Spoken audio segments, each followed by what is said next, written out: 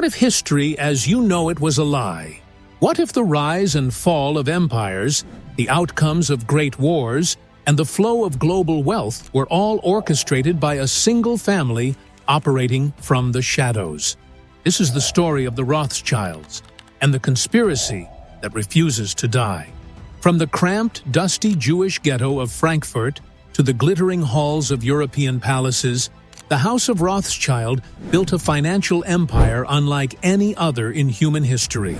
Their name became a synonym for unimaginable fortune, for whispered deals that shaped nations, and for a level of influence that sparked both awe and a deep, simmering suspicion. Love them as brilliant innovators or hate them as shadowy manipulators, their impact on our world is undeniable. But behind the opulent facade lies a saga of ambition, ironclad family loyalty, and perhaps a connection to something far more clandestine. Join us as we decode the Rothschild conspiracy. Our story begins where opportunity was designed to die, the Judengasse of 18th century Frankfurt. This was a ghetto, a walled-in street where the city's Jewish population was locked in every night. Life was defined by restriction. But in this cage of prejudice, a man named Mayor Amschel Rothschild saw a ladder. He wasn't born into wealth. His father was a small-time money changer. Mayor, however, possessed a brilliant mind. He immersed himself in the world of rare coins, not just as currency, but as historical artifacts. His expertise and honesty caught the eye of Crown Prince Wilhelm of Hesse, one of Europe's richest men. Mayer became his court Jew, a trusted financial agent.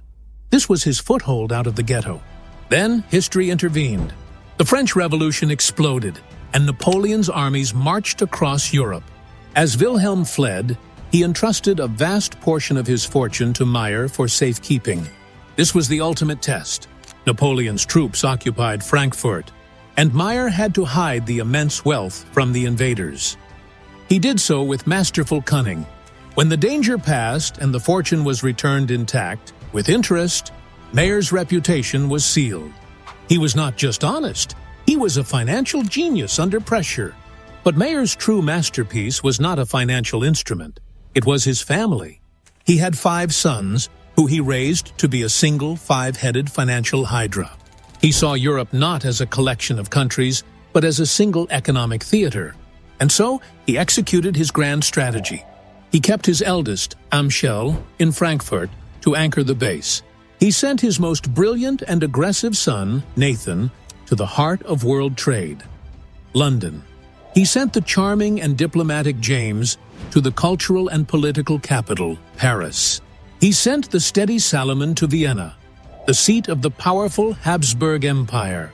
And he sent the quiet Karl to Naples, a key port connecting the trade routes of the Mediterranean. His final instruction to them became the family motto: Concordia, Integritas, Industria, Unity, Integrity, Industry. The 5 brothers were represented by a crest of 5 arrows, which, bundled together, could not be broken. The empire had been designed. Of the 5 brothers, it was Nathan in London who would first turn the family name into a legend. Nathan was a force of nature, brash, quick-tempered, and utterly fearless in the market. His greatest challenge and greatest opportunity came during the Napoleonic Wars. The British Army, led by the Duke of Wellington, was fighting Napoleon across Spain and Portugal, but it was starving for cash. It's one thing to have an army.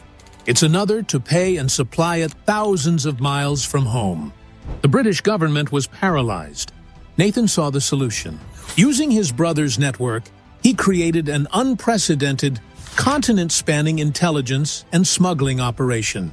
He used family agents to buy up gold and currency, secretly moving it across war-torn France and into the hands of Wellington's army. He outsmarted Napoleon's spies and financed the British war machine when the government itself could not. It was an act of patriotic genius, and it made him fantastically wealthy.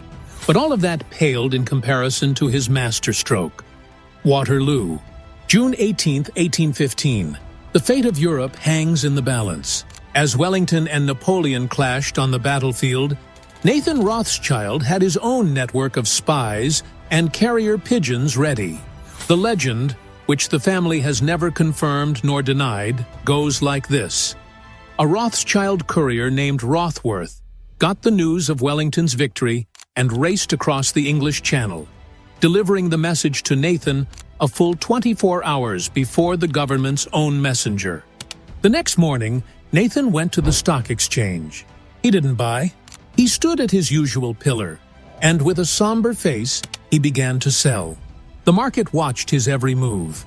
If Nathan Rothschild was selling, it could only mean one thing. Napoleon had won. Panic erupted. Everyone started selling, desperate to get rid of their British government bonds or consols. The market crashed. And then, as prices hit rock bottom, Nathan's agents quietly moved in and bought everything they could. Hours later, the official news of Wellington's victory arrived. The market exploded upwards. Nathan Rothschild had, in a single day, multiplied his already massive fortune into something almost unimaginable. In one move, he had become the most powerful private citizen in the world. This single event, whether entirely true or not, cemented the Rothschild mythos. It showed their power, their speed, their ruthlessness. It inspired awe, but it also planted a deep seed of hatred and fear. Who was this family that could profit so immensely from the chaos of war? In the century of peace that followed Napoleon, the Rothschilds truly became kings. But their crowns were made of gold, and their thrones were in the back rooms of banks. The five houses worked in perfect harmony. They pioneered the international bond market, loaning vast sums to governments across Europe and the world.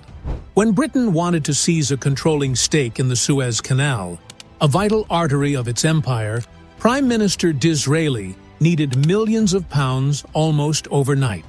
He went to Lionel de Rothschild, Nathan's son. Lionel famously asked, "When?" and provided the funds on the spot, a display of financial firepower no government could match. They financed Brazil's independence from Portugal. They funded the new railways that crisscrossed Europe, shrinking the continent and fueling the Industrial Revolution. Their wealth built hospitals, museums, and vineyards that still bear their name today. It was a time of immense success, a story to be loved and admired.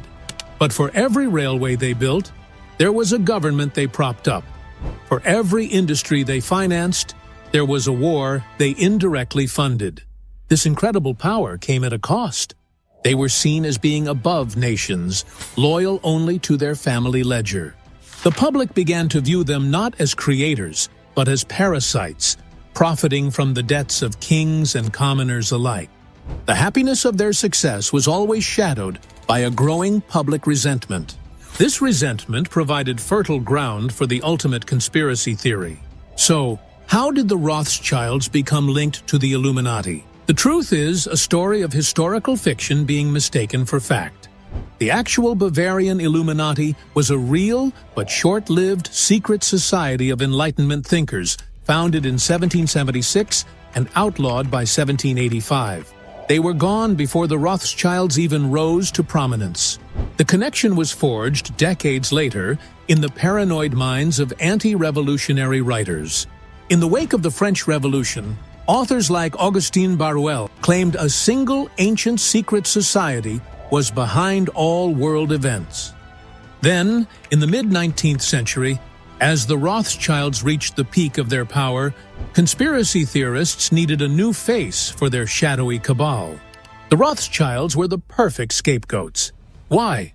First, they were international, operating beyond the control of any single king. Second, they were secretive, their deals made in private. And third, they were Jewish.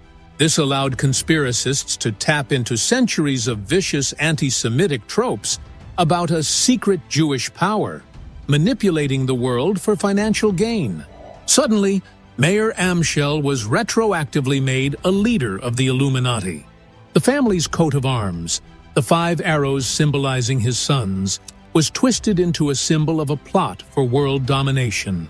Every war, every financial panic, was now evidence of their hidden hand. These theories, completely devoid of evidence, were published in pamphlets and books that spread across Europe, cementing a myth that was far more powerful than the truth. The 20th century, the very era the Rothschilds were accused of plotting, would prove to be their most challenging. World War I shattered their core principle of unity. For the first time, the family was on opposing sides of a conflict. The London and Paris branches financed the Allied war effort, while the Vienna branch financed the Central Powers. The seamless network was broken. Worse was to come. The Great Depression weakened them, but it was the rise of Nazism that dealt the most devastating blow. The Vienna branch, the seat of their power in the old Habsburg Empire, was completely annihilated by Hitler. The family was arrested, their assets were seized, and they were forced to flee for their lives. This brought immense sadness and tragedy to the family. A grim irony for the very people accused of orchestrating world events. After World War II, the world had changed. America was the new financial superpower, with giants like Morgan and institutions like the World Bank. The Rothschilds were still immensely wealthy, but their unique role as the lenders of last resort to nations was over. Today, the Rothschild family operates as a collection of more conventional, though still highly successful, financial firms. They specialize in mergers and acquisitions, advising corporations and the wealthy. Their philanthropy continues to support arts and sciences, but the conspiracy has taken on a life of its own. In the age of the internet, the old myths have been repackaged and supercharged, reaching millions with a single click. The Rothschild name is still a keyword for a hidden global elite, a symbol for everything people fear about globalization and wealth inequality. So, was the House of Rothschild a secret cabal ruling the world? The evidence suggests no. They were, however, the architects of a revolutionary financial system. The mind tick that drove them was an unbreakable family bond and the radical idea that information, when moved faster than armies or governments, was the most valuable commodity on Earth. Their genius was in building a private network so efficient and powerful that it could outmaneuver empires. The story of the Rothschilds is the ultimate lesson in power.